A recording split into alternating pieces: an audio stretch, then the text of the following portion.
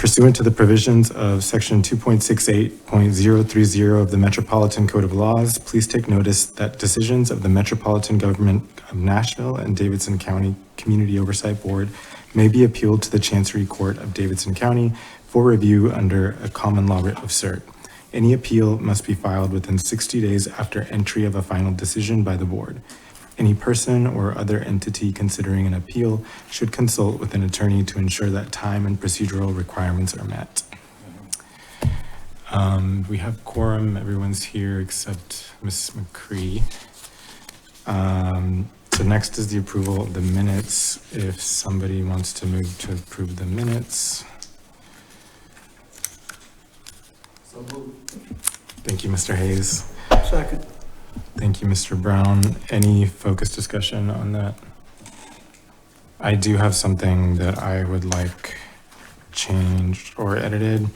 On the second page, number 6, on the third bullet, it says Chair Martinez gave his support to the transgender community members that have been mistreated by law enforcement. I would like to add and targeted by the state legislature.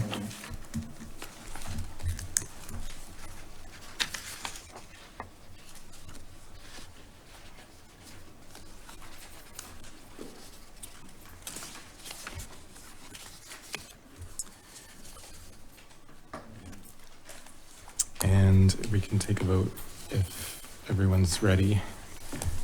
All in favor of approving the minutes? Aye. Any opposed? Thank you. Next thing on the agenda is the policy advisory report. Dr. Villier couldn't be here today, but Director Fitchard is taking over to present any of the changes that were made after we sought community input there.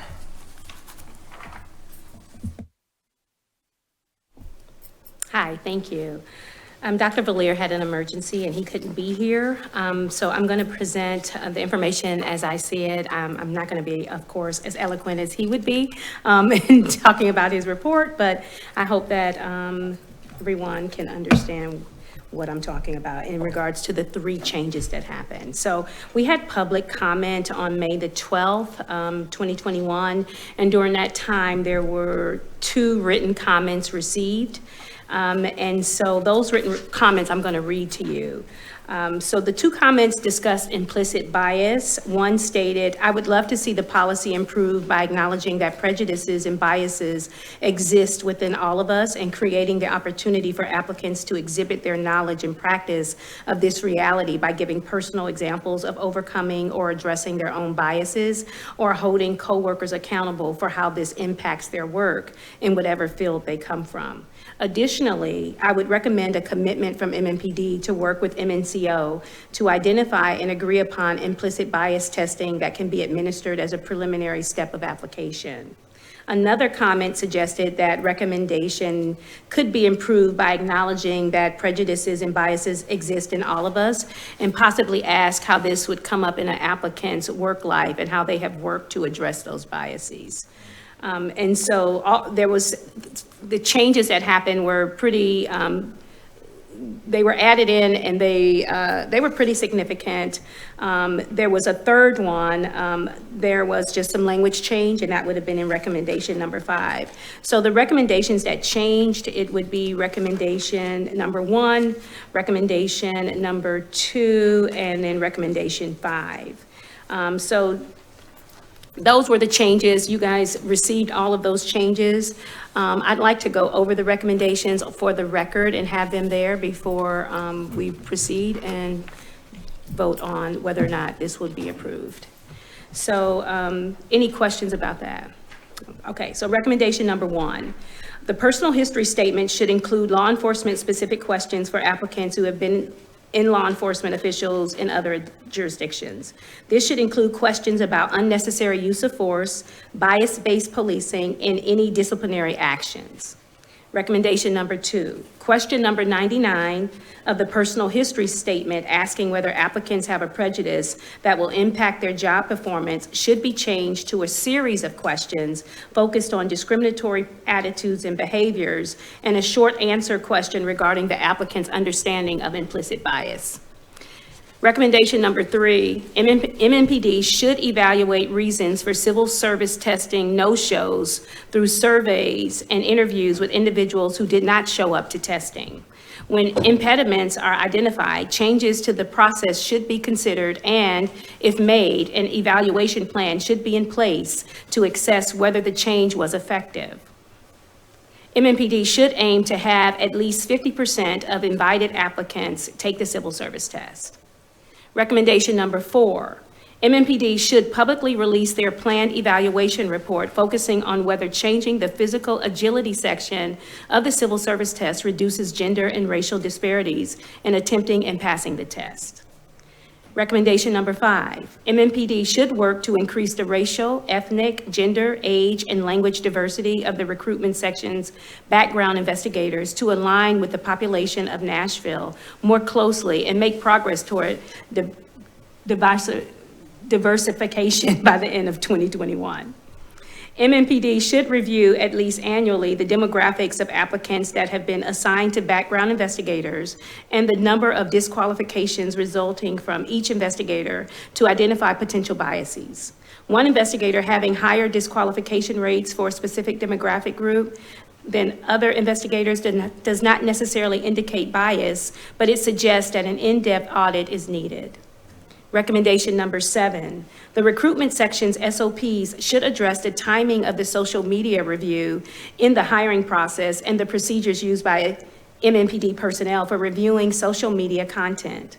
This should include a standard solicitation process regarding applicants' social media information. Applicants who refuse to supply access to social media accounts should be disqualified from the hiring process. Recommendation number 8. SOP should require that if an applicant is the subject of a criminal investigation after review by the DCOP panel, regardless of the investigation's outcome, the DCOP panel must review the incident in context of the applicant's full background investigation and re-vote on the applicant's qualification status. Recommendation number 9. MMPD should add the executive director of the COB or their designee as a voting member to the DCOP panel. Recommendation number 10, the recruitment section's SOPs should address conflicts of interest of the deputy chiefs of police panel and direct panelists to recuse themselves from deliberating or voting on an applicant's qualifications when they have a personal or business relationship with the applicant. Recommendation number 11. MMPD should evaluate the pre-academy employment program to determine whether it improves training academy outcomes and early employment outcomes compared to those who did not participate in the program and release a public report on the program.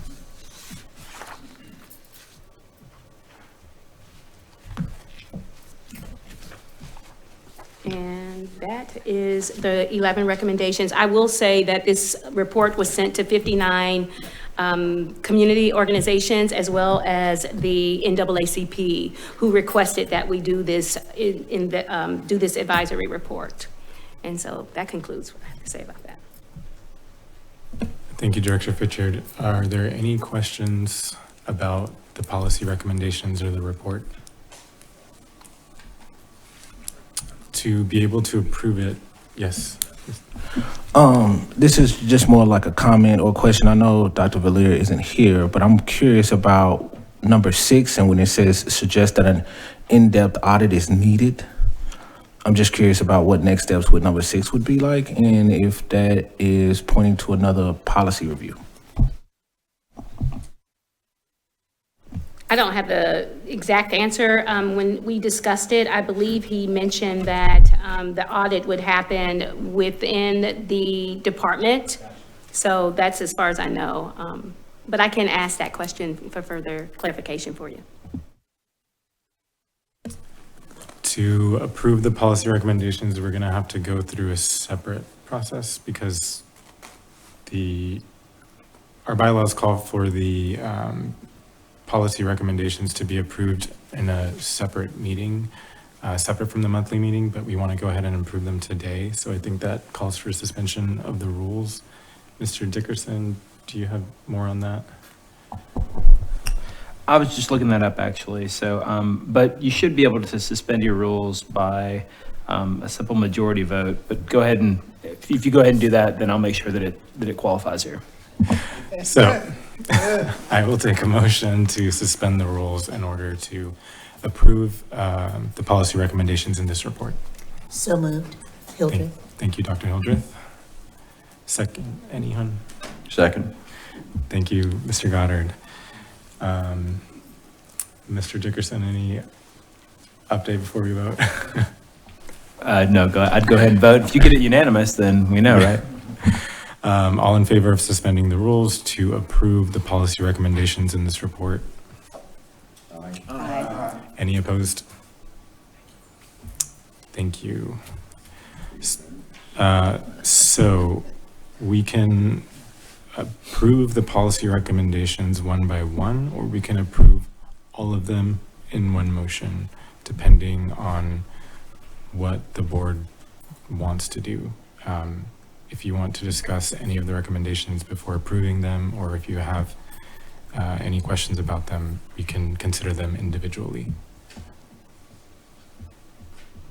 If not, you can make a motion to approve all of the recommendations. I make a motion to approve all of the recommendations collectively. Thank you, Mr. Hayes. I second that motion. Thank you, Mr. Campbell-Gooch. Any focused discussion? If not, all in favor of approving the policy recommendations, say aye. Aye. Any opposed? Thank you. We will send those to Chief Drake, right, Director Fitchard? Yes, the process is we will send the report to Chief Drake with the cover letter. And it usually also goes to the city council. Thank you. Next thing on the agenda are the chair remarks. I just wanted to quickly ask the board if you would be available for board retreat. I think it's important that we get to know each other outside of this space. We can talk it wouldn't be a publicly noticed meeting because we would not be discussing any board business, but we would just get together in a space to get to know each other. I talked it over with the executive committee, and we thought of a tentative date of July 10th. But that can be changed depending on your availability. And any discussion, any questions that you have for me about that, we can discuss it right now. Yeah, I was just curious to know like how long it would be on that day. We can do a half day. So I don't even know what a half day would be. 4 hours? Yeah. Yeah. Half of a work day. All right. And That July 10th, what day does that fall on? You have an idea? it's a Saturday. On Saturday? Mhm. Okay. Is anyone not available that day? Wow. So I will go forward then in planning this retreat. We have funding to bring in speakers and facilitators to make it a really productive and meaningful gathering for us. And if you have any ideas of what you want to see or speakers you would like to have come to the retreat, let me know as well. The next thing on the agenda is the Executive Director's Report. Director Fitchard. All right, thank you. It's been a pretty busy month for May. So the office The governor's executive order extension expired on April the 28th. And so we're having our meetings in person.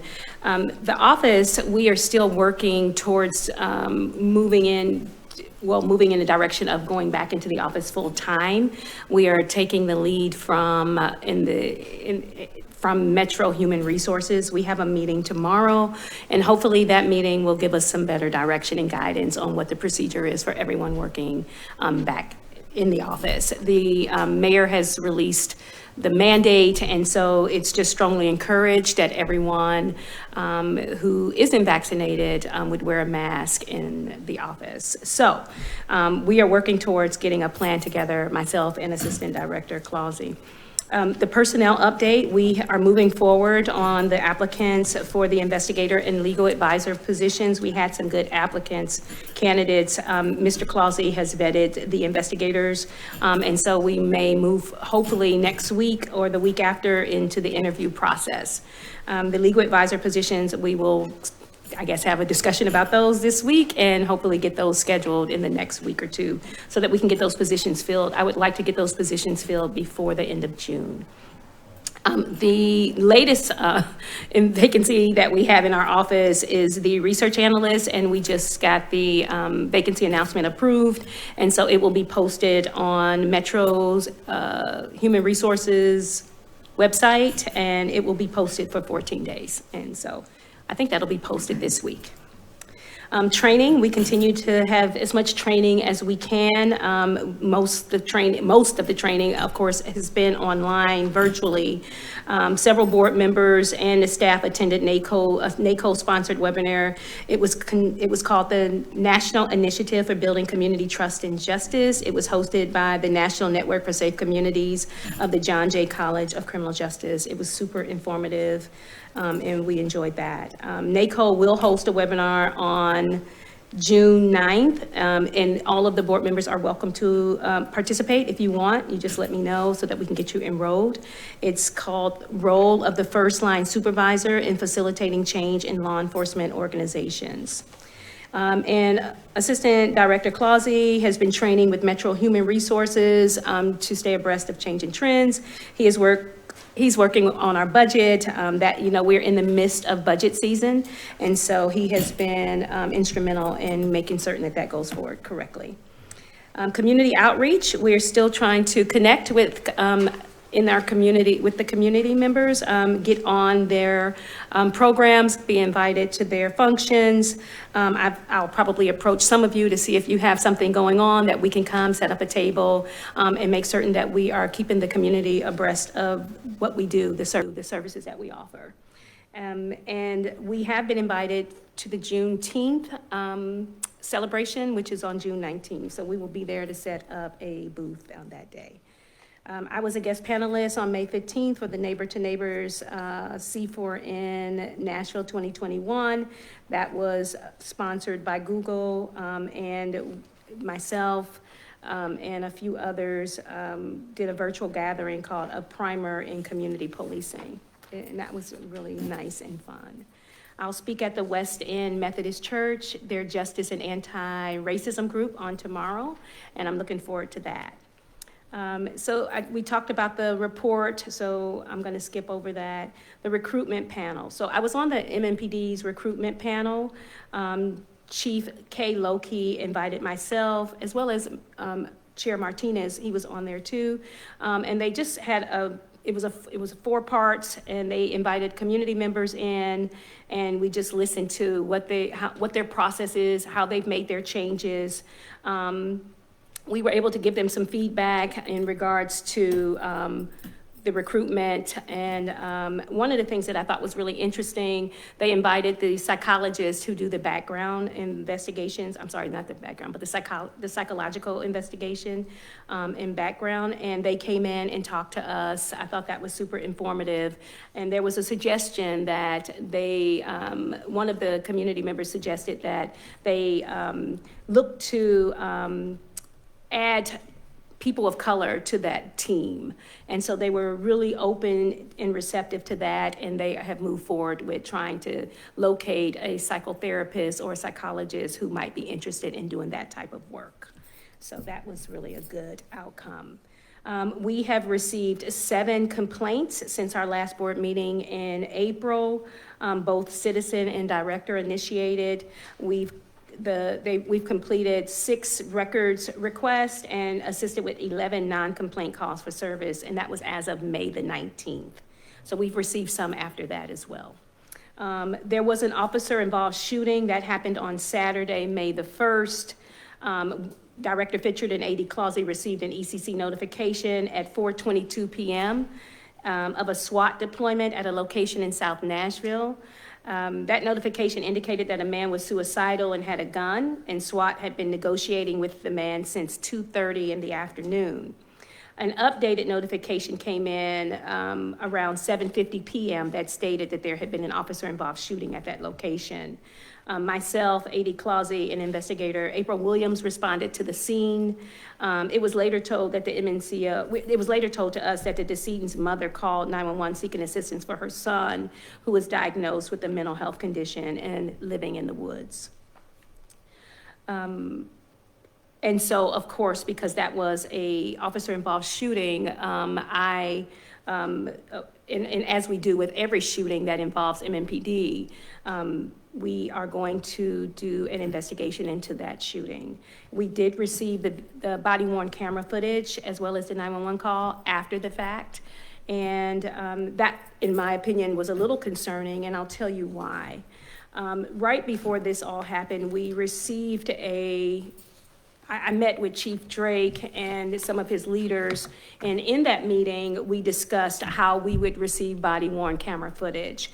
And so we received an email that said, prior to release of body-worn camera and in-car camera video within 72 hours of a critical incident to the media or general public as a part of a media release, absent exigent circumstances, the Office of Public Affairs will coordinate notification to the following: the Criminal Investigation Division Commander, the Tennessee Bureau of Investigation, the Office of Professional Accountability Director, and Metro Nashville Community Oversight Executive Director or Assistant Director. And then to the extent possible, the following should be notified prior to release: the MNPD executive staff, involved counsel, fraternal order of police, and any family or relatives of persons who had force upon them. And then, of course, final release authority for any critical incident video remains with the chief of police or authorized designee, who shall be consulted concerning such release. So in the past, what was happening was whenever there was an issue that where there was a police-involved shooting, we were able to view the body-worn camera footage usually right away, so that we could be able to determine what happened. Even though that information is confidential, I think it's super important that we, as this Police Accountability Board, have access to that information. And so it hadn't been a problem in the past.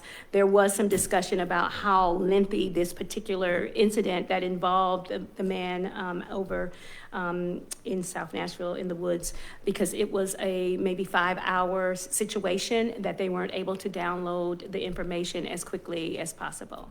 So we worked that out, we worked through that, and hopefully we won't have any other issues with that. So during this time, we also received a TBI MOU draft. Now, we initially sent a TBI draft a draft MOU to the TBI back in September of 2020. And so we finally received the updated version that now includes all 4 agencies, which would be the COB, the DA's office, MNPD, and the TBI. And so they discussed that with us when we met with them in September, that they were wanting to have an MOU agreement that included all 4 of us, so that it wouldn't, I guess there wouldn't be a perception that the COB was getting more favorable outcomes than MMPD's OPA, and that we all would be on the same playing field in regards to that. The access to the crime scenes, the access to records. And so they sent this draft over. I talked with the executive committee about the draft. There were a few things in here that we just needed some clarification, and I'm going to contact the the TBI's legal advisor. So if you have this in front of you, it's number 7, the concern with the incident scene protocols. The last in B, the last sentence in B, there was some. To me, it's not super clear on the COB having the same access that we have currently with MMPD. And so what we wanted to do, I just want to clear that up with Nancy, the TBI legal director, to make certain that we have that same access, because they use language in here that says, the MMPD and COB shall have access into any secured investigative perimeter that is maintained or controlled by TBI at the sole discretion of TBI. And I think that as long as we have that understood, that we have that same access that we had now, which is to be in the inner perimeter to be able to view evidence as it's collected, then I think that this MOU would be okay. I don't have a problem with going into the agreement with all 4 parties, unless any of the board members have, have something else different that they want to add to that.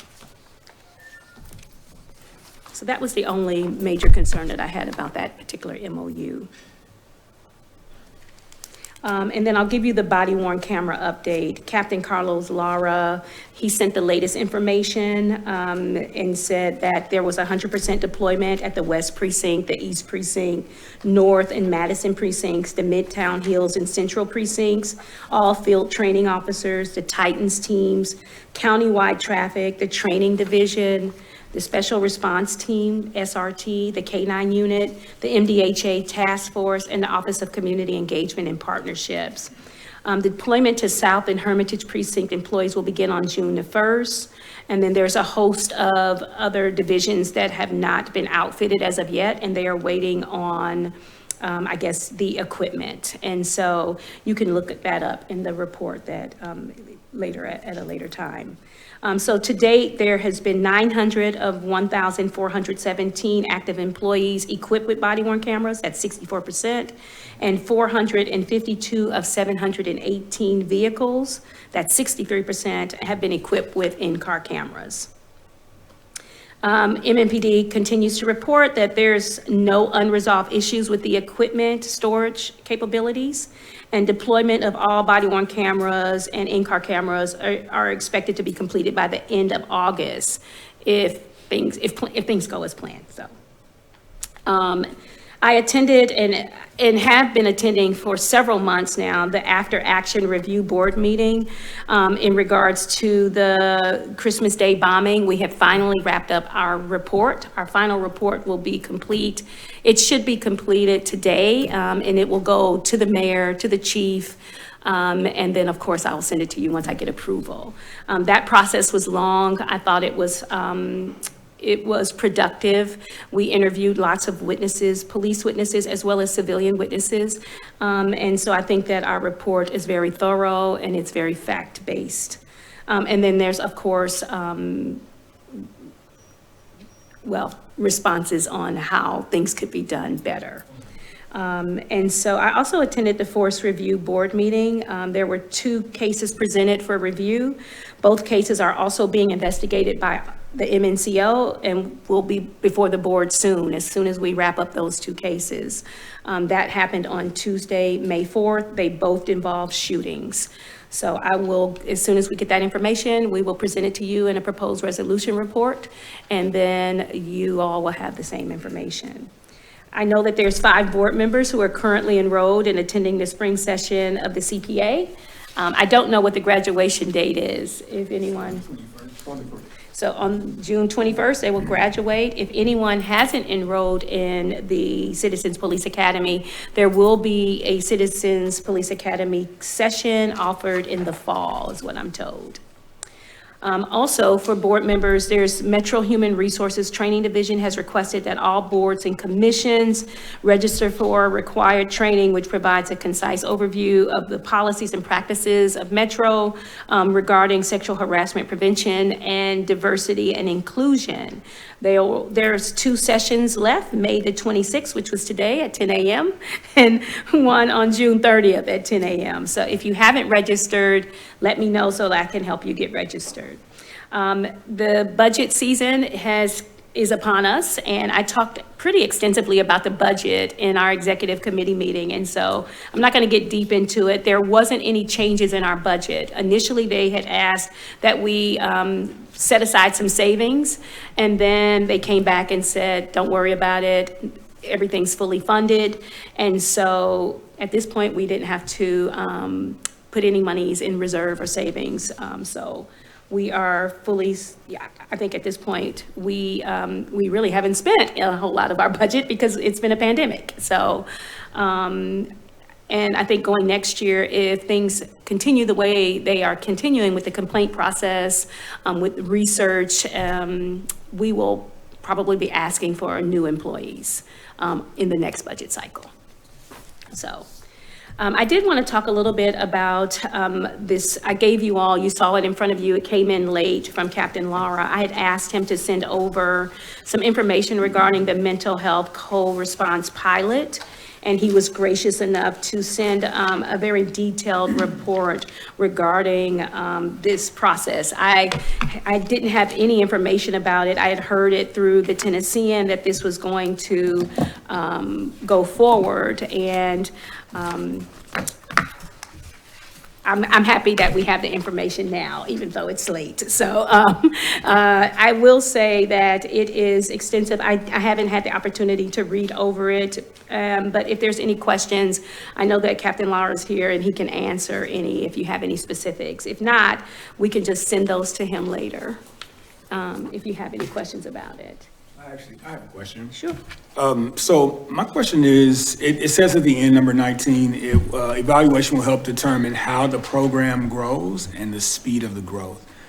And so I'm wondering, I mean, is that saying that the program will grow no matter what? So it doesn't say if, it says how. So I'm curious about that language.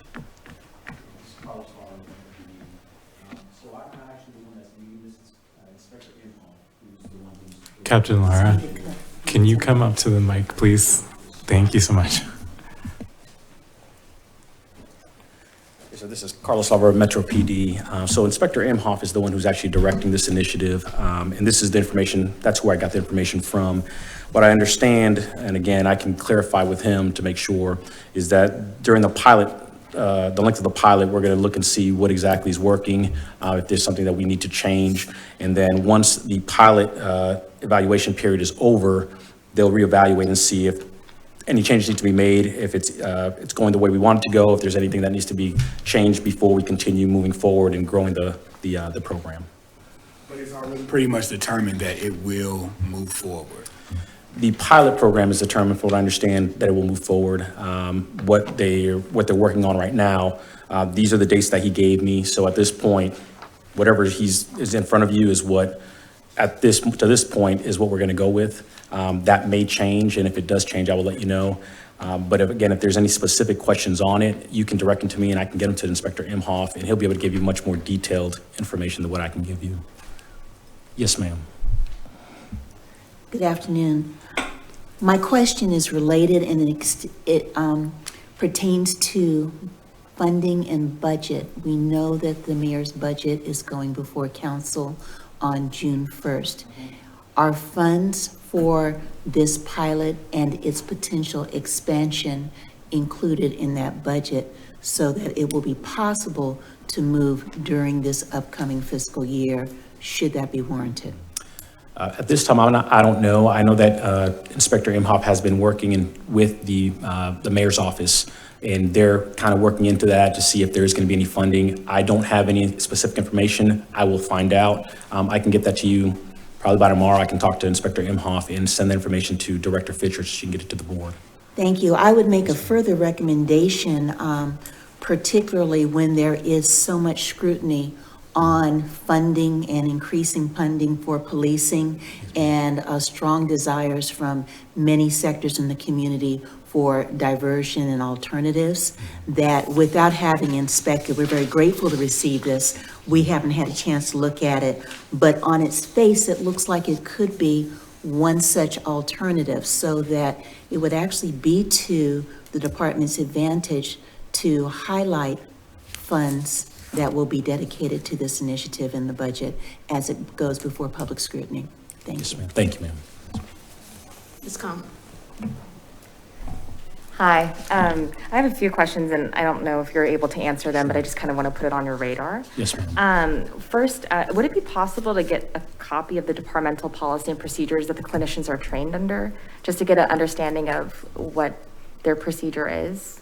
Sure. I'll talk to Inspector Imhoff and make sure that we get that information to you, whatever is available. Okay, great. And I don't know if you know this, but how do you define clinician? I mean, are you talking about MDs, or is it a pretty broad spectrum of emergency health responders or nurse practitioners, mental health? At this point, from what I understand, and again, I can get better information, is that we're going to be working with Mental Health Co-op, and they have their counselors and clinicians. Those are the clinicians that we'll be working with. I don't know their qualifications in the sense of, what exact training they have, but I know that they all do work for mental health facilities, and they are qualified to be able to work in this pilot program. Got it. Yes, ma'am. Great. And my last thing, just to flag, if there's any way to sort of reframe some of the wording here, the word mental illness is used a lot. I think it's important to say, people who have mental health conditions, mental illness just has a very negative stigma, can definitely contribute to, greater negative interactions with people who are experiencing mental health conditions. So I would encourage the use of that framing instead. And I'll bring that to Inspector Imhoff as well as he continues to write these policies and write these programs. Great, So, thank you. Thank you, ma'am. My question is, thank you for that information, Yes, the sir. information that you were able to give us. But my question is for board members about like an action. Maybe it might be worth it to extend an invitation to Director Imhoff for our next full body meeting to answer some of these questions. And I also know that there's also been nonprofit groups that have been working with this model and advocating for like cahoots. I know Sean, I know you worked on it. Heels and stuff like that. So it might be interesting to also invite them as well to kind of answer questions that we have when it comes to a co-response pilot. Thank you, Mr. Campbell Beach. Mr. Holloway. Okay, I'd like to go back to recruitment. I noticed a lot of graduation has gone on in the last couple of weeks. I worked about 3 of them myself. These kids ain't got no jobs.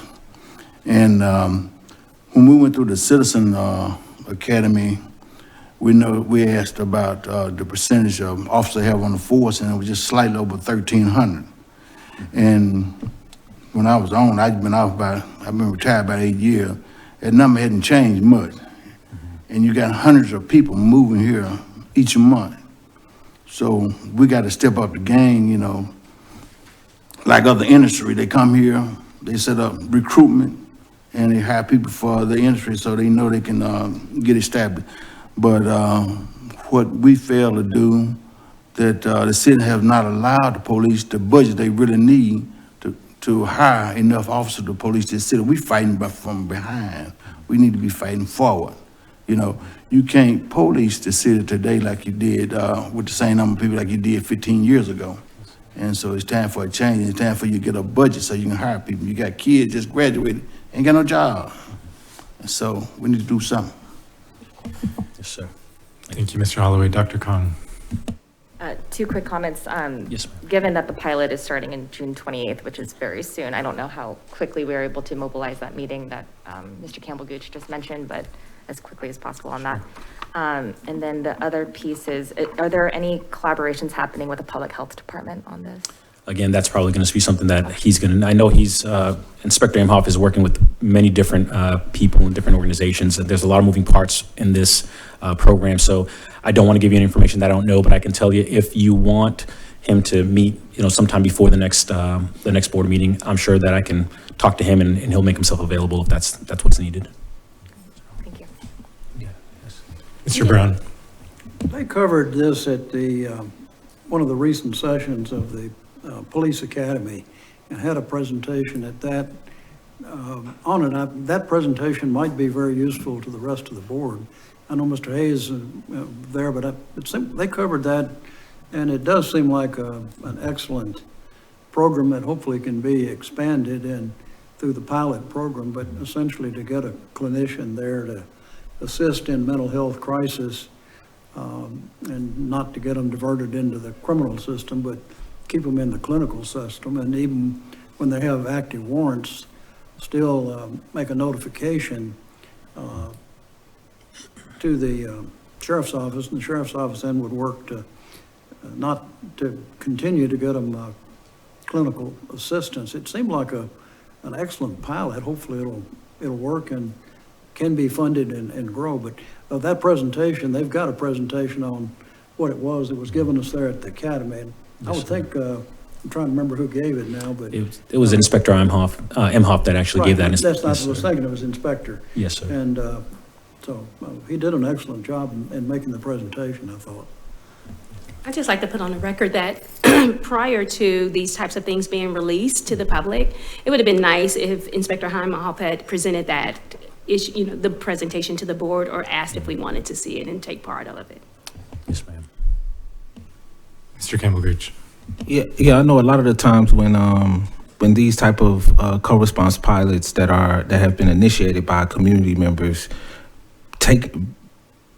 become a program of the law enforcement, they often look different than the way that they looked when community members start piloting them.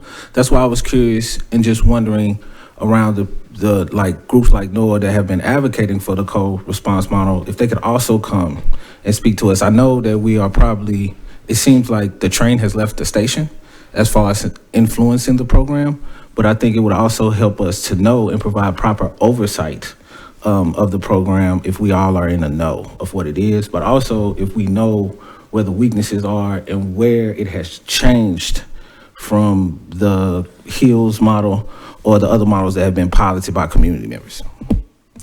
Thank you, Mr. Campbell-Gooch. Mr. Hayes? And yeah, it was the presentation, and yeah, that was one presentation, but you have all these others that are out there. And I will say, there were some positives, but there was one major concern that I had. And one of them is that when you have the pair that's an officer and a clinician together, but they're going in a police car, and I just think I have major issues with that's gonna present a lot more anxiety if someone has a mental health condition. So that's one of the things that stood out for me. Thank you, Mr. Hayes. I'm unsure of when our June meeting is. The 30th is the last day of June, and it's a Wednesday. Will our meeting, so we would meet on the 23rd, which gives us time before the 28th, so we don't have to call a special meeting. Does that work for everyone? And I hope it works for Inspector Imhoff as well. Yes. You give me a date, I'll send it to him, and we'll make sure that he's available. June 23rd. June 23rd. Mm-hmm. Absolutely. Yes. Yeah. And I just want to let everyone know who's watching that Captain Lara is the COB's liaison to the police department. So that's why he's here. Thank you, Director. Any other questions here? Yeah, just to add to what Member Campbell-Gooch was saying, talking about the other models, is there space for us to invite other groups to share those models? Yeah, I think that we can frame this meeting around that issue. I don't see why not. Thank you. Any questions in regards to my executive director's report before we move? Dr. Hildreth? Richard, I'm sorry. Go ahead, Mr. Wynn. Yeah, I have one question about the selection of your investigators. Sure. What part does the board play in interviewing those potential investigators, or do we at all? So the board isn't involved in the hiring of the staff. The hiring of the staff is done through the executive director and the assistant director. And that's because those employees will be civil servants. And so the only employment related issue that the board handles is the hiring and firing of the executive director. So yeah, there's not a whole lot of input from the board in regards to our staff. So would we consider that? I mean, it seems that if we've got investigators doing this direct investigative work and we're judging their work, shouldn't there be some process where we question them before they take this job? It's so important. No, I disagree with that. I think that Mr. Clausey is qualified. He spent 23 years in law enforcement. I've been in law enforcement. I've been an investigator, or I was an investigator for 14 years. And so I think that we pretty much can determine who's the best candidate for this position. Okay, thank you. Thank you, Mr. Nguyen. Let's remember a system that we used a long time ago. I couldn't remember what the system was. If you want to speak, please turn your name toward me, and that's how I will know who to call. Dr. Hildreth. Thank you, Mr. Chair. We have to exercise these muscles. I made a few notes as we were going on, so please permit me to shuffle papers. Maybe they're out of order. The single sheet that you gave us that says prior to the release of the BWC. So I just wanted to clarify an understanding of what this document was. This is a direct quote of the text of an email that you received from MMPD. Is that correct? Yes, so this came from Chief Hagar. This was a discussion that we had in a meeting. It was Chief Drake, myself, Deputy Chief Hagar, and Don Aaron. And we were talking about the release of body-worn camera footage, or to the public, as well as letting the COB be able to view that information. And so this is language that they are going to incorporate into their SOPs. And so he sent this to me so that I would have it. So then I do have a question. Do we have any concern that listed towards the end, to the extent possible, recipients would include, the very last bullet is any family or relatives of persons who have forced use upon them, consider use.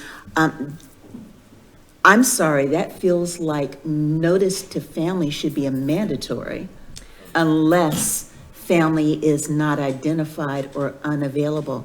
Has there been discussion, and am I the only one thinking this way? No, we had that discussion. The times that we have talked about the release of body-worn camera footage, I've always asked them, have they made contact with the family? And so I think that this is, and there is some discussion between the police department, the chief, and the DA on who is able to release that information, who has the authority to release that information. And so I think that that's a discussion that's still happening, and I, don't know what the outcome of that is of yet. I do think that there has been some issue regarding who is the exact next of kin. Right, there has been some trouble, especially with blended families. Some people say that that's my cousin, that's my aunt, and it could just be a good friend and not necessarily a blood-related relative. And so I think that is where the to extent possible had come in. Like, how do we know? How are they going to verify that this is the person's true next of kin? And so we kind of left it there. We didn't go further than that. But I have been encouraging the police department to make certain that they make the notification to the next of kin. And of course, I'm going to always advocate that they be able to see the video before the public. So.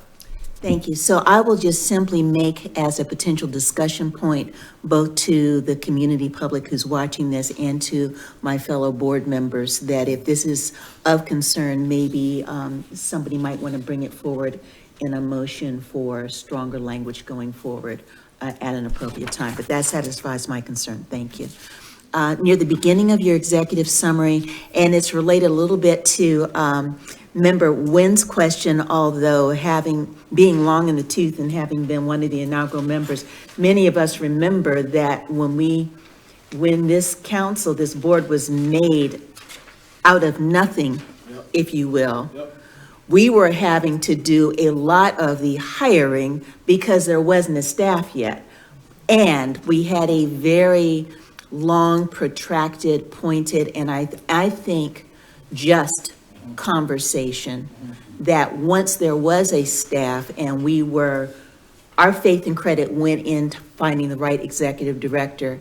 It was incumbent upon the executive director to then staff so that there was internal competence for review. So when I heard Assistant Director Clausy was reviewing the investigators, I was like, yay, I'm fine. But I did have a question, however. The other vacancy is for the legal advisor position, which we haven't had. So your statement about Director Clausy had vetted the investigators actually led me to wonder about the silence on the legal advisor. What is your plan, Madam Director, for making sure that there's subject matter expertise that you have available to you as you are? I'm not asking to overstep. I'm just wondering if you can help us understand what your thinking is around sort of mirroring the internal expertise you have with Director Clausy in this legal area. Yeah, so we're working together on the legal advisor, the hiring of that person. We are going to we have had some input regarding what we need in that position that we didn't have prior. And I think that we also have the opportunity to talk to Metro Legal in regards to what it is that what this job specifically needs. We have some really strong candidates that come with lots of credentials, not only in government, but in working on boards and commissions. And so I think that we're confident and we have the competency to pick the right person for the position. As long as I know that Attorney Dickerson is answering the phone call, I feel very good about that. Do you mind if just to let everybody know, since that individual, when they're hired, is sort of on an island, which is a unique position within Metro, the legal aspect, we do a lot of training and we serve as a resource for that individual because they're going to have lots of questions about how law is processed, frankly, at Metro. So we're always available as a resource for that individual once they're hired. Thank you. I have one last note. You shouldn't have given me all this paper. I'm so excited to be back here. My last question is on page 3. Well, actually, it referred to page 2. And can I just mention that thank you so much for making all this paper available to us and the public. But I think that there was a photocopying glitch. The even pages were missing on the piece that I picked up. Pages 2 and 4. On the even report? Yes. Right. But not on what you emailed. So I'm just mentioning that. Thank you.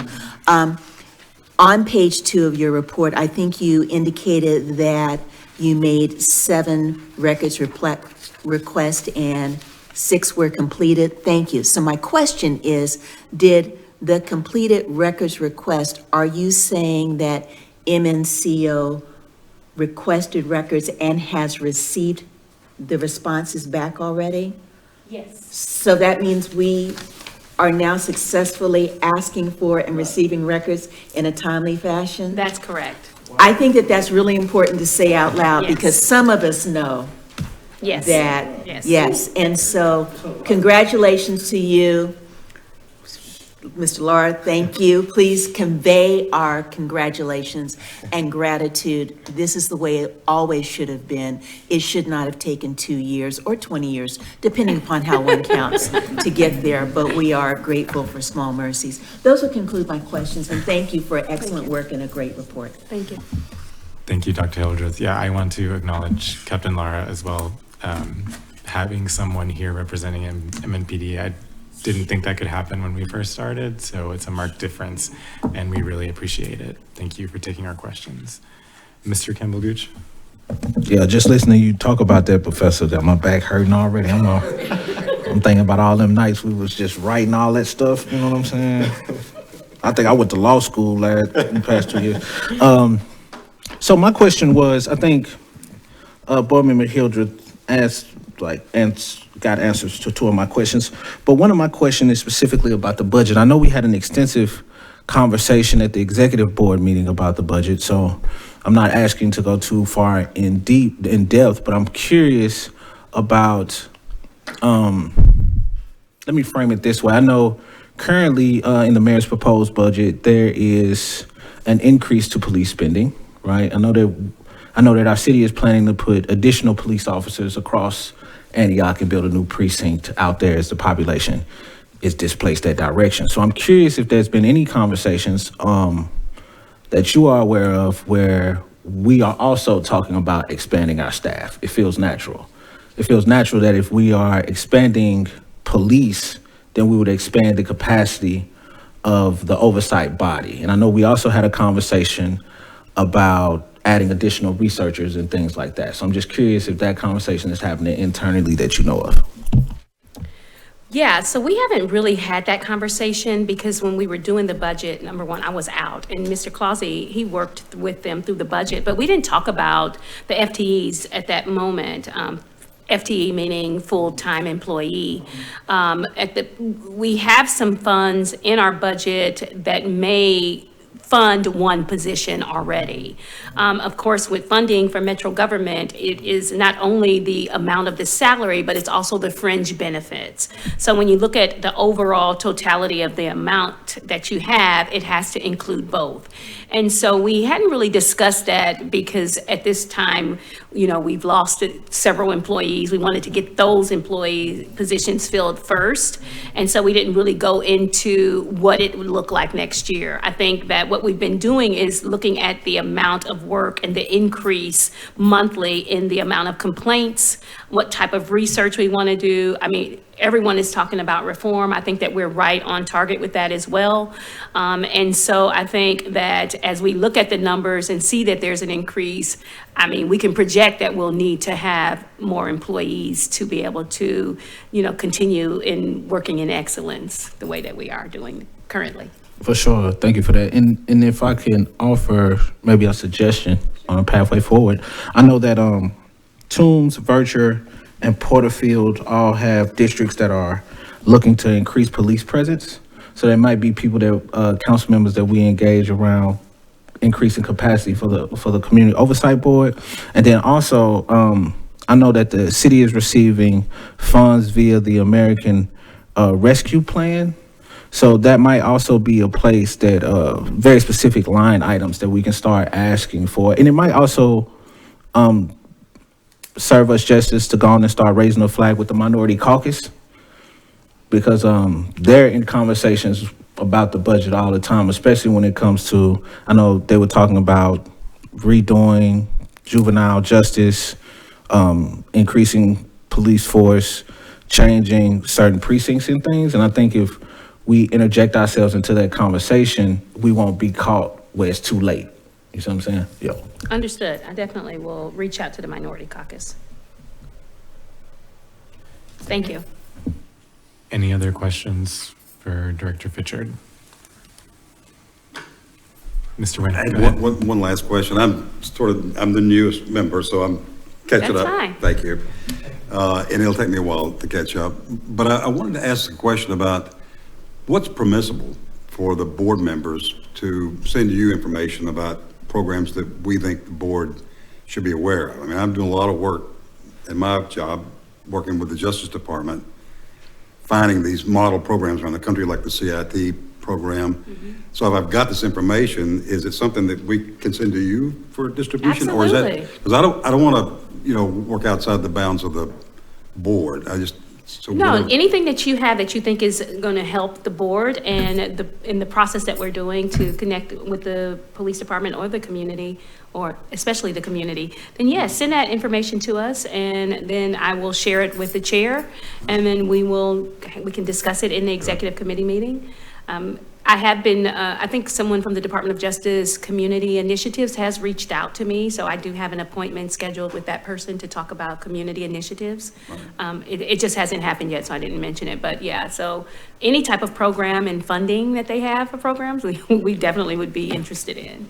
Thank you. You're welcome.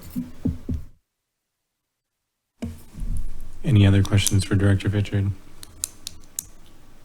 If not, we can move on to public comment, if there was any.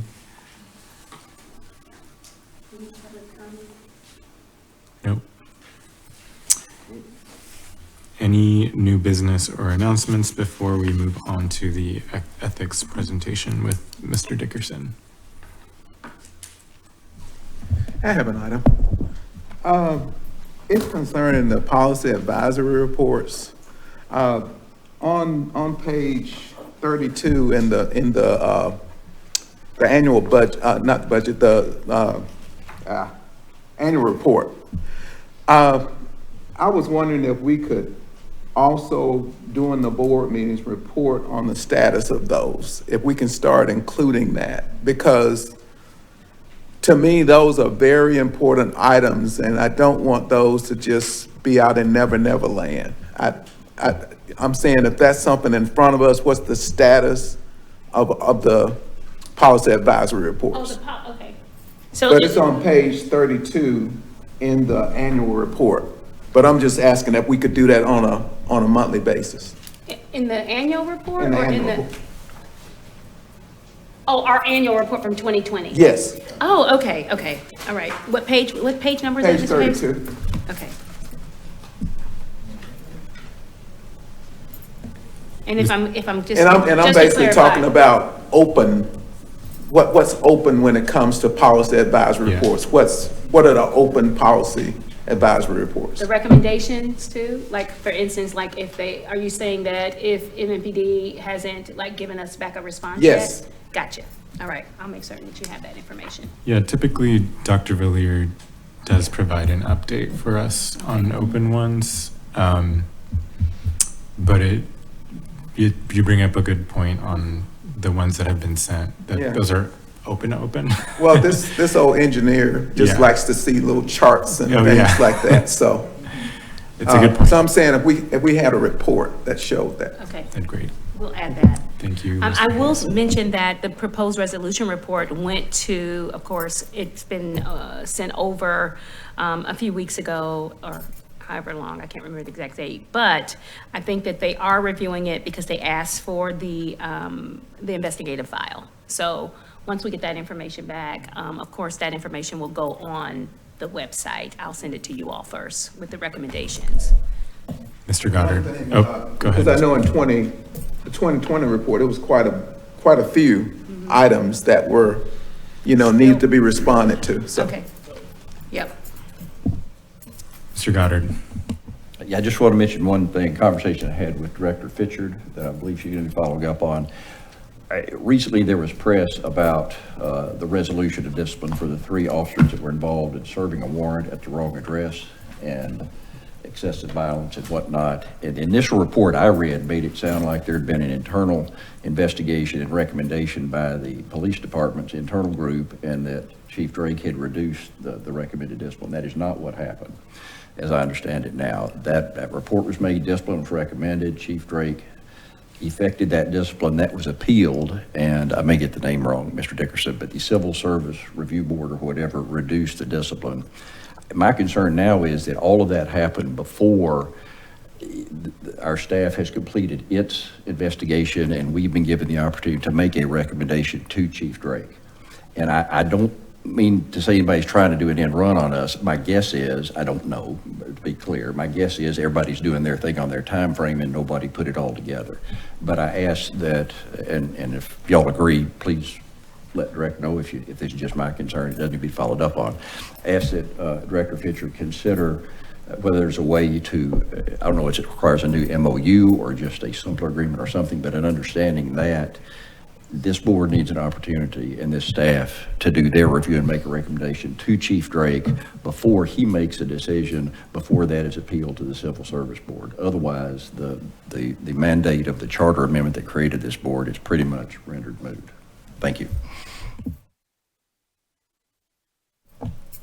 Yes, so we talked about that in the meeting regarding the process with that. I think that what Mr. Goddard is suggesting, I think, is an excellent point, that if we're doing these proposed resolution reports and we present them to, after you guys make your recommendation, and it goes to the chief of police, and they've already settled the particular case, then no matter what our recommendation will be, it may or may not be accepted because the case is now it's already been adjudicated through their system. So essentially, I think that that's something that we need to discuss, and I think we should have that discussion on whether or not we want to write a letter. I don't necessarily know if we need to change the MOU. It might be something that we discuss in regards to that process, because what it is, what Mr. Goddard is talking about is a process, and we don't have that. It's not super clear. This is something new that we just learned of. So I don't know if you want to have that discussion now or if you want to have that discussion in an executive committee meeting, but I think that it's something that the whole board should have some input in on how we go about doing that. Dr. Hildreth. Thank you, Chair. So following on the discussion, I just pulled up the MOU from the COB website, and it looks like what we are wondering aloud together is whether we need to review Section 9 on the resolution reports, where once again, we had the carefully negotiated, hard-fought timeframes in there. And, one of the things we did, bargaining in good faith, was to try to have enough time so that everything could happen. But if in fact, different faith is doing different things with that gracious time period, then perhaps that needs to be reviewed. So I would like to make a recommendation that staff look at Section 9 of the MOU with a sort of detailed eye to just went on sort of autopsy, what happened, and if conversations don't clarify and better align, then maybe you should bring back a recommendation to us that we reopen the MOU in this section. Thank you. We have to keep in mind in all situations like that, everybody is entitled to a due process. And even the police department, whatever decision they make, whether it's right or wrong, everybody's entitled to a due process. That's why Civil Service a lot of times step in and make a decision to rescind something, but they're entitled to a due process. Thank you, Mr. Holloway. Mr. Campbell-Gooch. Yeah, just so I'm clear, I just want to make sure I got it down right. If somebody can just plainly walk through what was happening while we were doing our investigation and coming up with our policy, proposed resolution report. I'm just trying to make sure I got it all the way down on exactly what happened. All right, I'll break it down as much as I know. So the incident that happened in Edge Hill, all right, happened back, I think in August. It's a case that's been assigned to Mr. Clausey. He's finished his investigation, but just recently. So what happened was the police department, of course, that I want to say that the OPA took maybe 3 months to investigate that, 2 months maybe when it happened.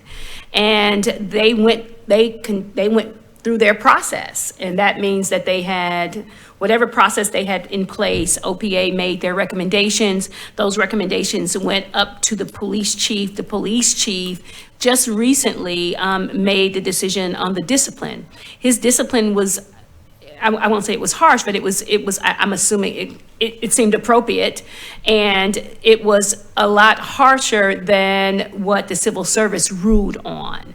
So what happened was, for instance, there was an officer who was a lieutenant, and I think that he was demoted to officer. So he was demoted 2 times within their rank structure, and I don't think that that was a part of the civil service rule, but they could demote that much. I don't really know that part. But what happened was the things that the recommendations that Chief Drake made when it went in front of the Civil Service Commission at that point changed the discipline structure, and it seemed to give the officers a lesser discipline, for lack of a better term, than what was originally sent over or that officers were given.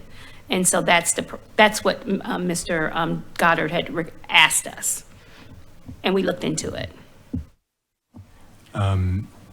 Director Fitchard, I don't know if you wanted to speak still. Did you have your, sorry.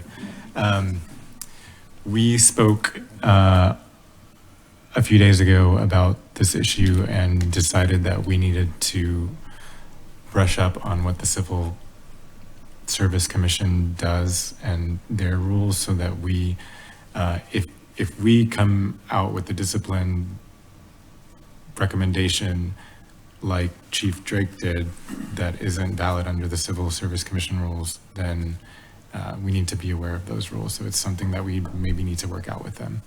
Mr. Brown. Yeah, my concern, I guess, when did we get our report done? If this occurred in August, when did we issue our report?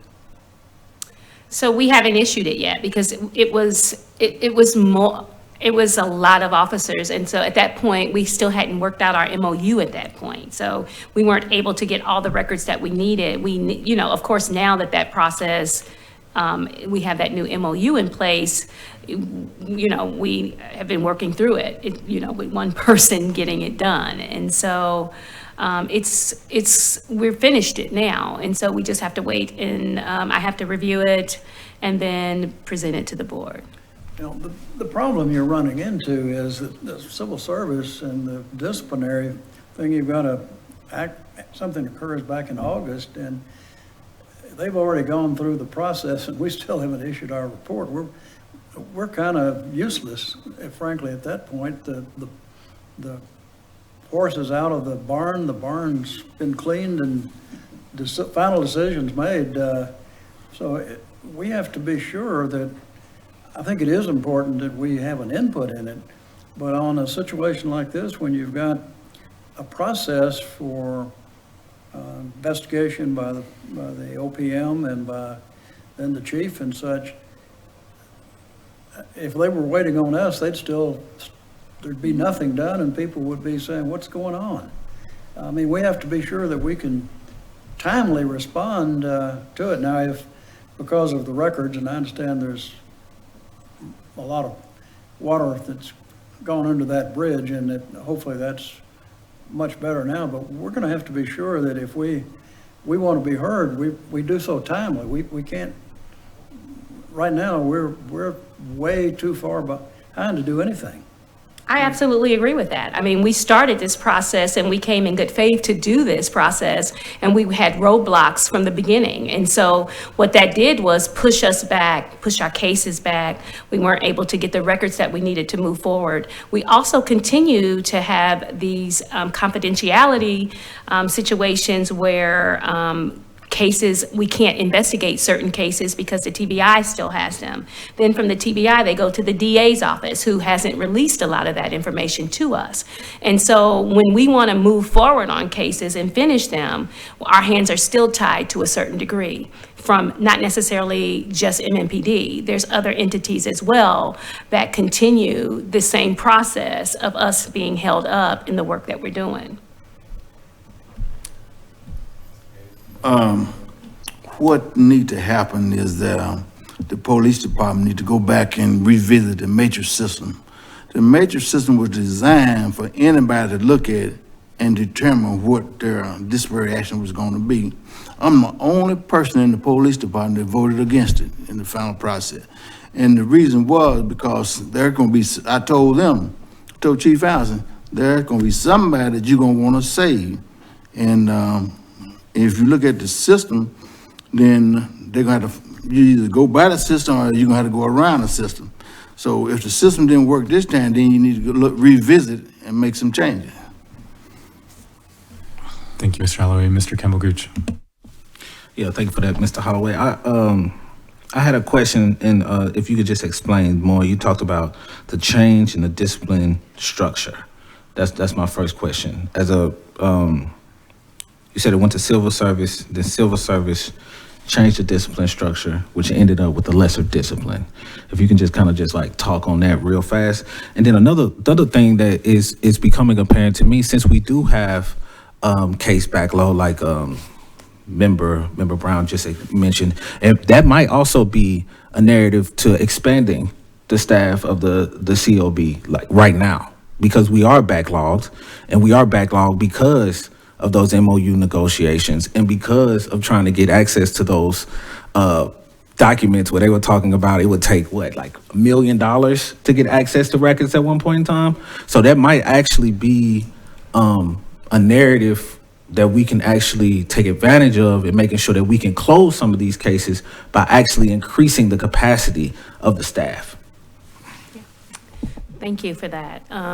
So I'm not 100% familiar with the civil service process. I will say that at the civil service, I know that officers can appeal the discipline that they get from the department, and apparently that's what happened. I would ask that Mr. Dickerson jump in here and tell us a little bit about that process.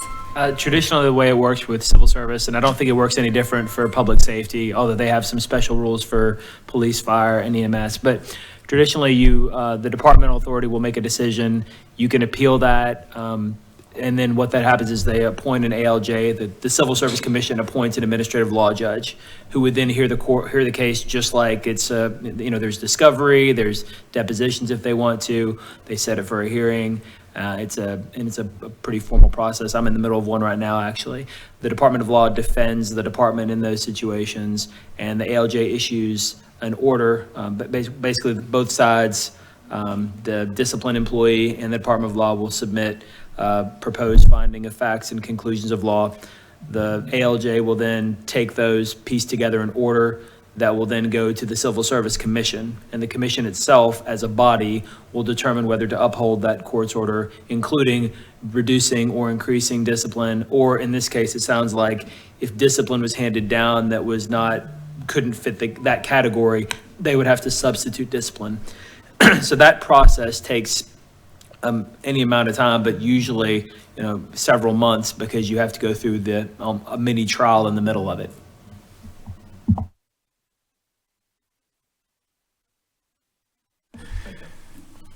Thank you. Any other questions or just point of discussion here before moving on to Mr. Dickerson's ethics training? There's nothing? And just so the chair knows, this will be about probably a 30-minute presentation. So are you comfortable going forward? Or do you want to take a break? Whatever it is you want to do. I think we're fine. Yeah. 5-minute break? 5-minute break.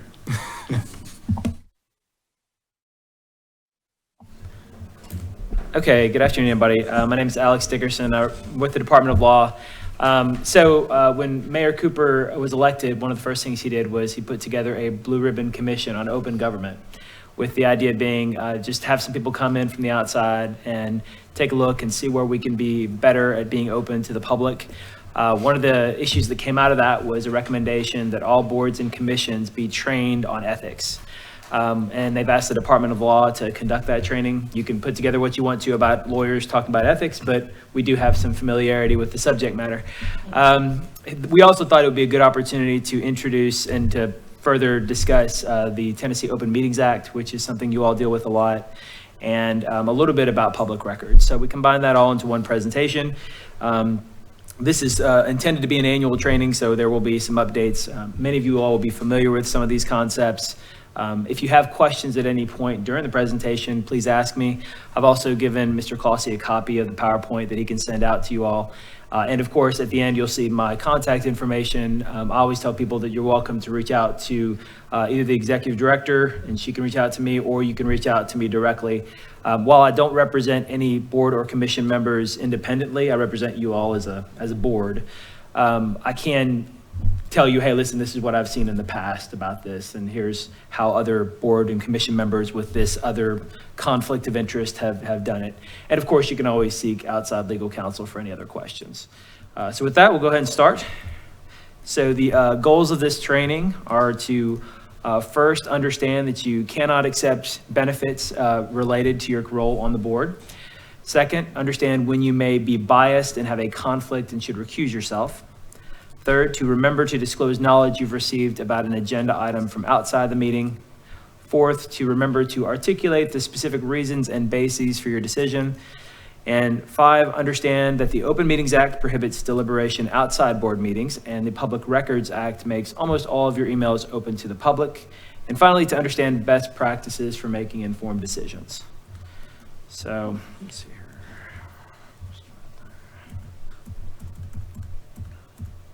All right, so first, understand that you can't accept benefits.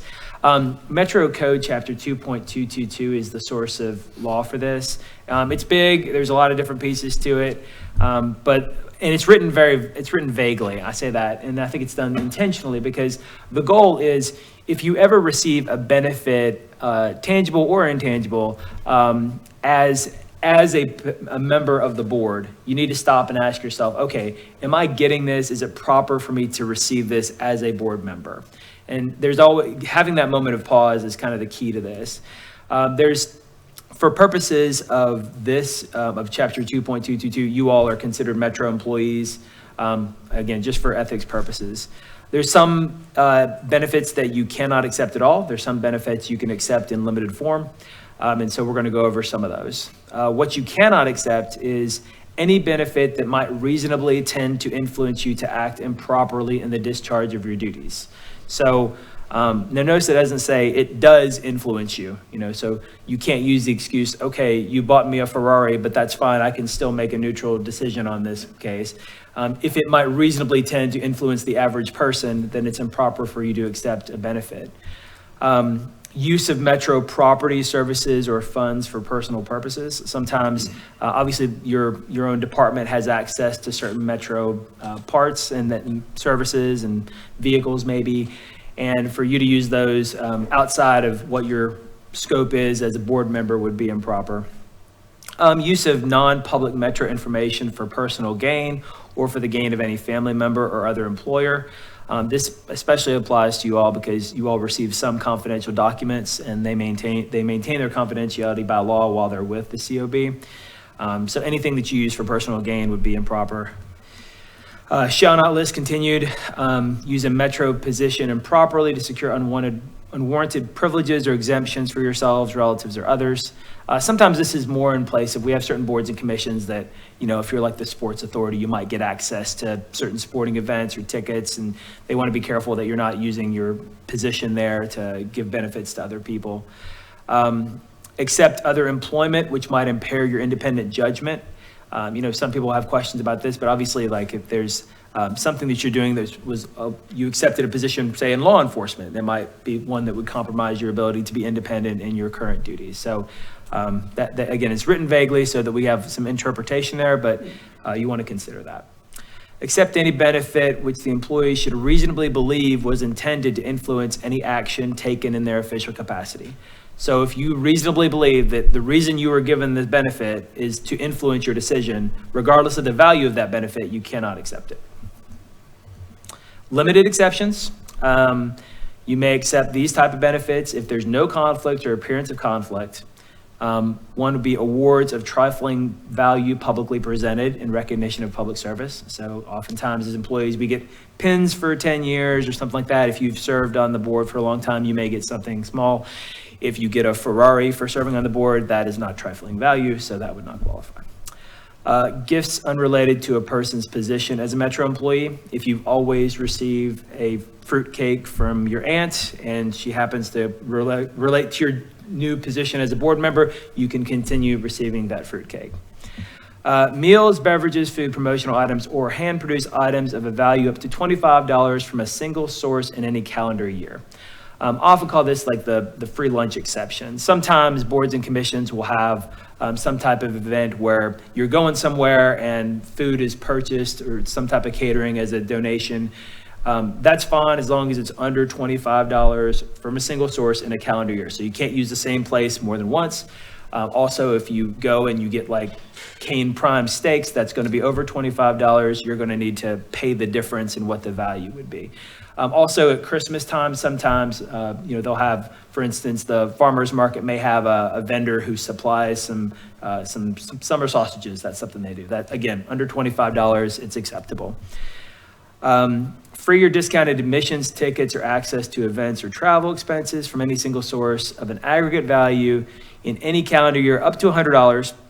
And that's the first part. So you can get like tickets to an event from a single source up to $100. Or, and this is the second part, tickets of a face value in excess of $100 if the event is generally recognized as an annual fundraiser benefit sponsored by a nonprofit organization. So if there's something you go to every year that's the Casa Red Shoe event, say, and it's more than 100, that's fine, as long as it's the annual fundraiser for a nonprofit. Because the idea being that, a lot of people who are appointed to boards and commissions, you may have active roles in the community, and we don't want to limit your ability to do that. We just don't want it to be a conflict with your current board position. What happens if there is an ethical violation is the Metro Code also provides for a board of ethical conduct.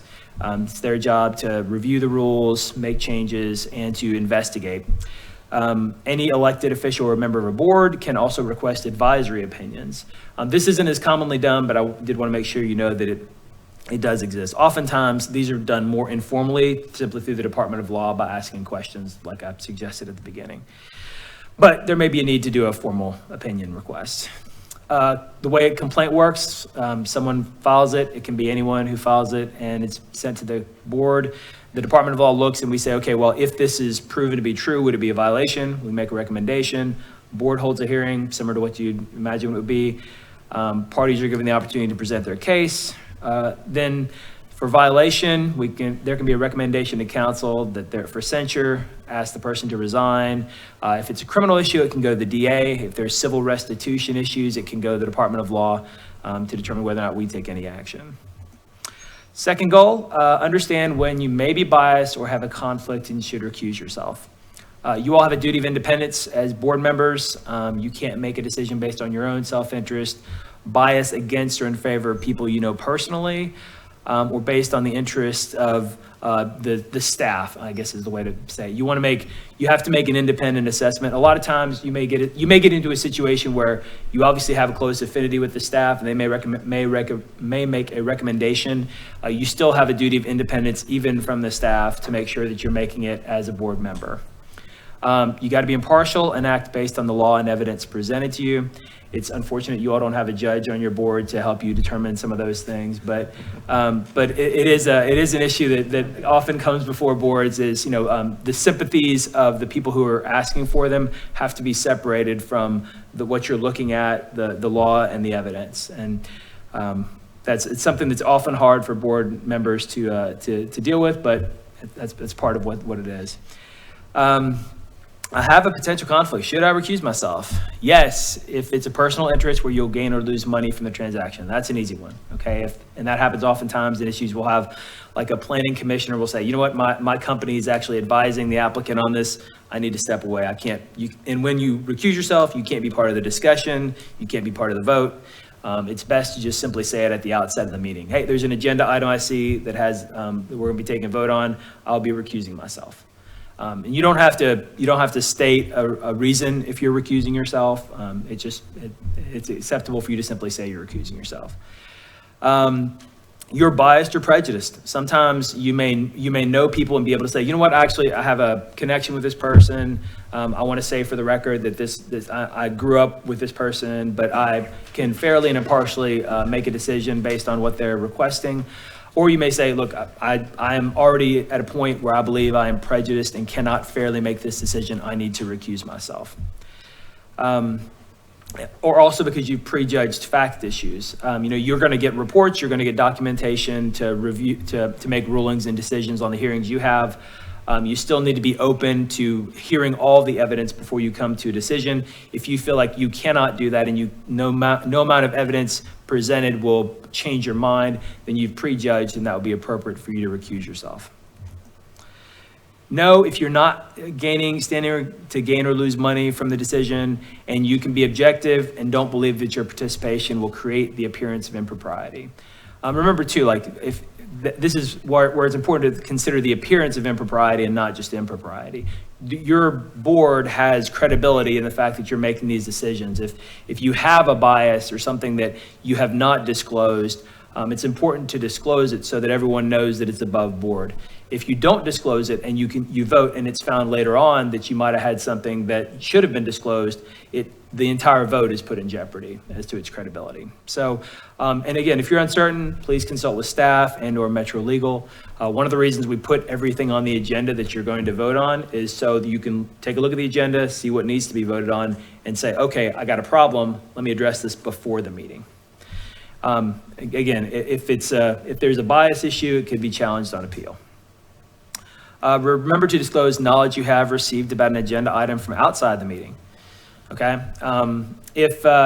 Sometimes, again, I have a lot of experience in land use, but if there's a house that there's an application for demolition on, and you drive by this house every day, and you've seen the demolition progress, you would need to say to that historic zoning commission, you might say, hey, I've actually seen this progress. I just want to state that for the record. If there's some vote in this context, let's say if someone says, hey, listen, I have 20 years working in law enforcement and I've seen how this goes, it's appropriate for you to state your knowledge for the record and you can still vote on it. One of the reasons that you all are appointed to these positions is because of your experience. And we don't want to take that away from you and say you can't vote just because you have experience in it. But if you're voting for a reason that's in your knowledge base and not in everybody else's, it's helpful for you to disclose that knowledge base so the whole group can take it into account in the voting. And of course, knowledge can include attempts to lobby you outside the meeting. We don't expect that to happen a lot, but if it ever happens, you do need to disclose that. Remember to articulate the specific reasons and bases for your decisions. Again, as I stated before, relevant guidelines or laws. You all have an extensive set of rules, bylaws, you have MOUs, things are well documented in your board or commission, and that is not always the case, but it is here. So make sure that you're using those laws and guidelines to make your decisions. Also the facts, that's the second part, right? You're applying the facts to the law. Past experience is appropriate. What the board has done before is relevant to what the board does going forward. None of those things necessarily preclude a certain decision, but it can be a relevant part of that. And of course, studies by experts or specific observations made by the public. That's why public input is always appropriate. Quick question. Sure. On that from outside source, I mean, I read newspapers, I read articles. Are you saying that if I've read about a case about it in the paper, then I've got to disclose, well, I've read the Tennessean and listened to NPR about this matter? No, and that's a good question. I think there's a certain judgment you have to have in terms of if something is publicly available, then I think it's presumed to be something that could have been considered by the rest of the board. But if this is something that you took a class on or you studied, I think that's more the outside source that we're considering. But I think it also applies, it's going to be kind of a case-by-case determination. Okay. All right, and unacceptable reasons for decisions, sympathy for the applicant or for people who are opposed to the approval. Again, this happens a lot in the land use stuff, so you see a lot of these land use kind of cases. But facts and law are the key. Sympathy is, if you end up making a decision against the facts and the law based on sympathy, that's almost always going to be reversed on appeal. Or opposition that's not based on relevant guidelines. If there's a reason why someone's opposing something, then and you state for the record, I vote against this because of a reason outside of the facts or laws, that's going to be overturned on appeal likely. And just so you know, just to make it clear how the overturned on appeal, that you may have a question about that, any decision by a board or commission can be appealed to Chancery Court to determine whether the board acted arbitrarily. And so they can the court could then make a decision to overturn any decision by this group. So you may not have a formal appeal group above you, but that's how that can be done. Open Meetings Act is another one. This is by far the most frustrating aspect that you will deal with as a board member. It's the thing I get the most questions about.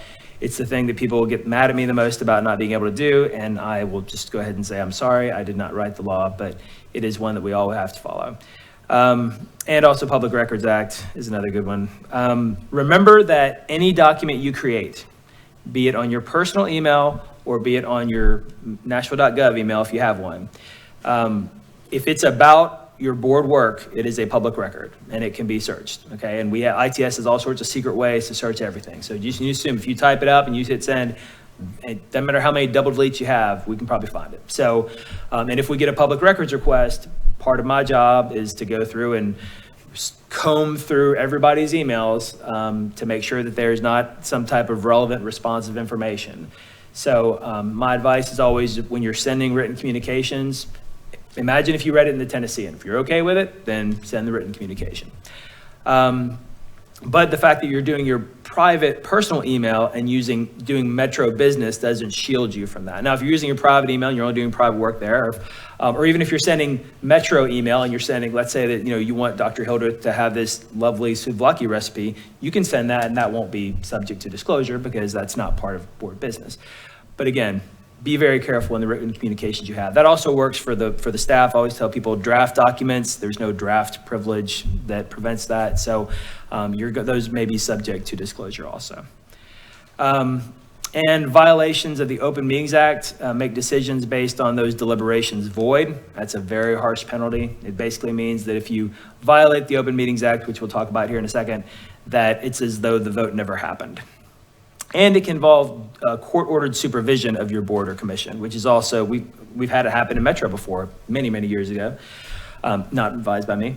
But there are instances where, for a year, the court basically just reviewed every decision that the board made to make sure that they were doing the correct decisions. What is a meeting under Open Meetings Act? Okay, that is when two or more members of a governing body with authority to make decisions or recommendations to a public body, which constitutes you all, make a decision or deliberate toward a decision. And that's a key. You don't have to meet and suddenly decide, hey, we're going to vote on this.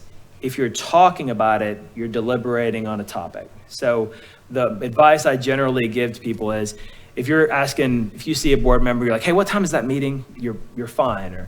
But if you're talking about something that you could eventually vote on, not something necessarily you are voting on for sure, but if you could vote on it in the future, you're probably deliberating in violation of the Open Meetings Act. So, and there's a lot of exceptions to it, but the goal is that all discussions are in front of the public and they're all in the meeting that's in front of you.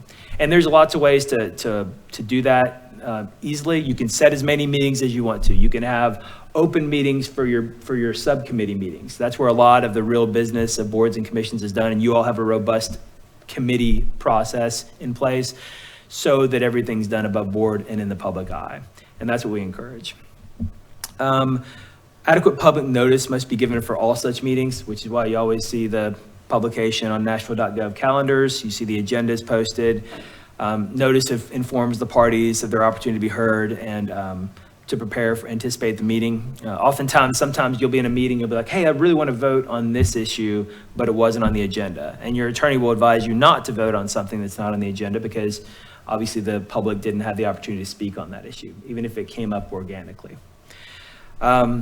Adequate public notice is not clearly defined. We recently lost a case where there was 48 hours of notice, which originally I would have told you a year ago was probably safe. But we've also won cases where we've had less notice. So it depends on the facts and circumstances. If you're voting to some major decision, 48 hours may be insufficient. If it's something more minor, 48 may be sufficient. So since it's reasonable notice, most boards and commissions have a standing rule to try to get everything posted on the Friday before the next week's meeting, which again, there's no guarantee for anything, but that's usually a safe practice. What's not a meeting, an on-site inspection. Oftentimes, like I think when you all go to your Citizens Academy, that's similar to what would be an on-site inspection. You're all going somewhere. You're not talking about board business, but you're learning from a presentation.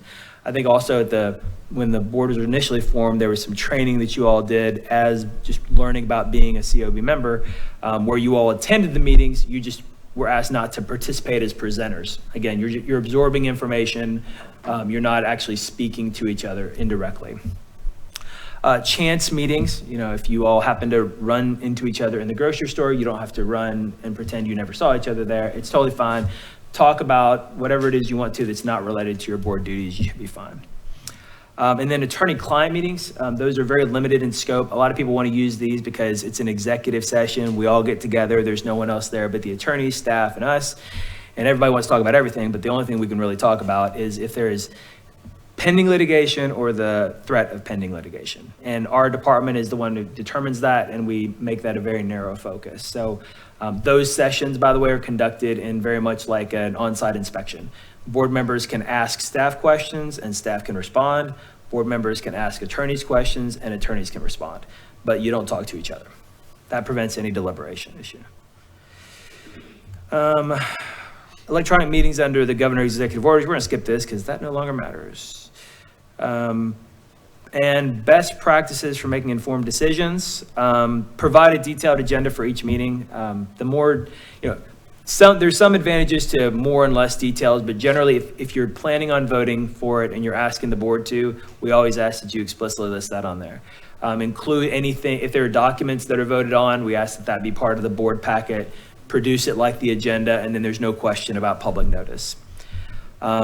And it allows the board to review documents. We always say best practices is if your board packet can go out early, then the board has the time to review everything and then ask informed questions. So there's never sometimes I've worked with boards and commissions sometimes where things come out late and it's, you get this big stack of documents, you're expected to ask questions about them, but you can't really do that informed because you just saw the documents. So the earlier the better. And provide a staff report or recommendation for each agenda item if that's appropriate. With the reasoning behind the recommendation. Sometimes that's helpful just because for the record, if you've identified what the proper motion you're seeking is as a staff and everybody just votes on it, you already have it set there in stone and it can be easily modified that way too.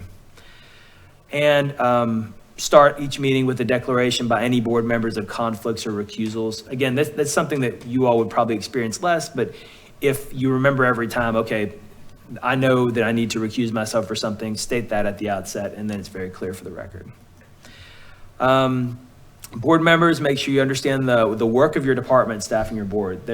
While you can't have contact with each other about board issues, you can always talk to any member of the staff, collective members of the staff, ask to tour facilities, ask to see internal workings.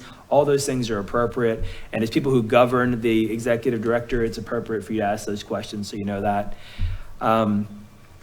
Review key organizational documents and contracts. Ask questions when you get the board packet. That's the only people you can ask questions to, so ask them. And that way you understand everything before you have your meeting. Review the agenda carefully. Sometimes when you're first on the board, you may review it more tightly, but even if you're a long-term member, you still need to be reviewing the agenda as though it's your first time, so you know what you're voting on. Note your conflicts. You can also consider adopting metrics for your board to measure whether you're acting timely or in accordance with your board's duties.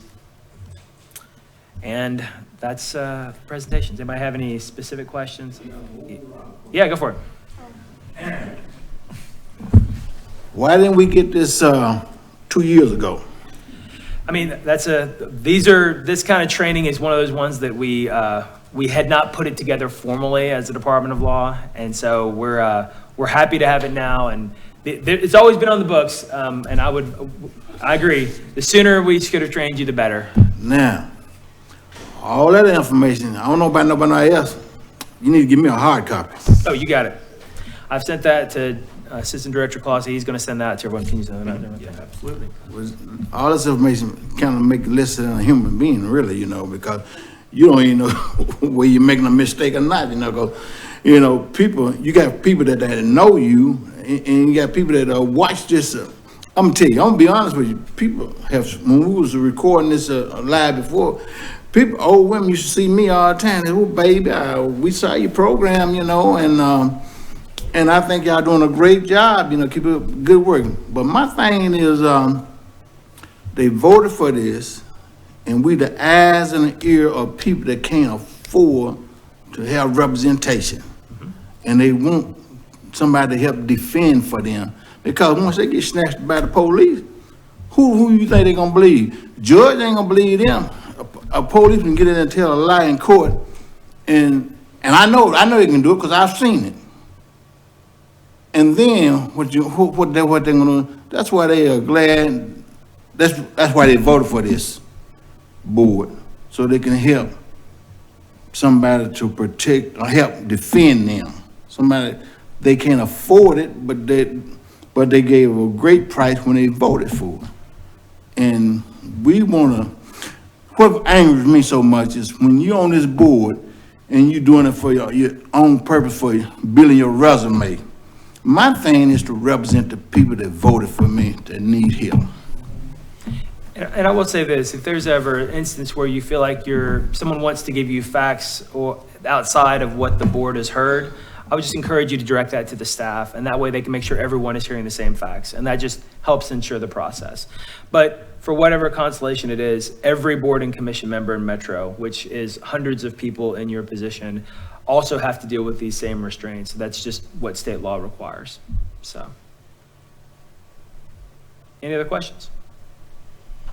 Okay, well, you have my phone number and email. You're welcome to reach out to me. When you get a legal advisor, you can also reach out to that person, and we will work together on any issues that you have. Thank you. Thank you.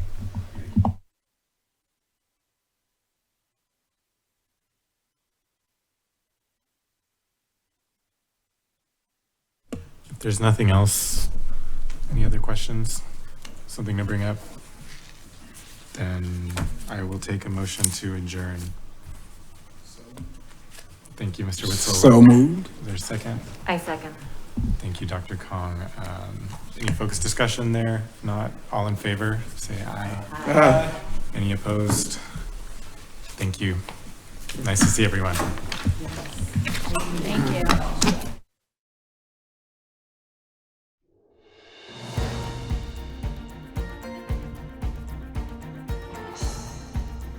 This has been a service of the Metro Nashville Network. If you would like to see this presentation again, or for more information about this and other programs, visit nashville.gov.